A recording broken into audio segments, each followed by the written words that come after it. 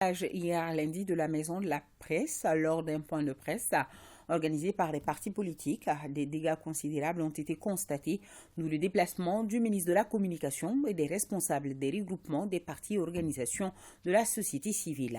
Le ministre Aruna Touré s'est dit indigné après sa visite des lieux. Il invite les uns et les autres à plus de tolérance. Il a par ailleurs promis que toutes les dispositions seront désormais prises pour sécuriser la Maison de la Presse. Fademba Keita. Les vitres des portails brisées, d'autres trouées par des jets de pierre, quelques chaises de la salle de conférence cassées, ce sont les conséquences des actes de vandalisme injustifiés commis par des mécontents ou protestataires inconnus. C'était ce lundi 20 février 2023. La salle a été mise à la disposition d'acteurs de la société civile, des politiques, qui étaient en train de faire un point de presse. Et ça, entre-temps, il y a eu des incompréhensions. Ce qui est arrivé ne devait pas arriver. Parce que ici, c'est le débat d'idées, c'est la contradiction. On n'a jamais connu une telle situation à la Maison de la Presse.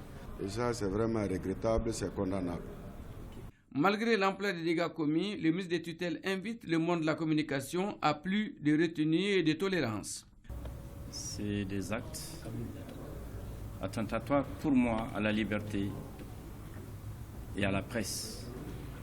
Parce que la Maison de la Presse, pour nous les membres du gouvernement de transition, la Maison de la Presse est un sanctuaire. Sanctuaire des droits, de la liberté, de la presse de façon générale. Vous voyez autour de moi, les hommes de presse, publics et privés, ils sont tous là, avec les dames bien entendu, prêts à témoigner leur solidarité à cette triste occasion à la Maison de la Presse, parce que c'est leur maison et qui en aucun cas ne devrait être violée par qui que ce fût.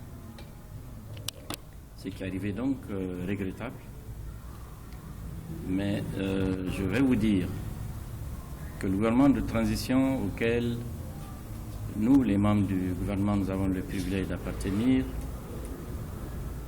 a pris cette habitude de prôner la cohésion sociale, la paix, la tolérance et la non-violence.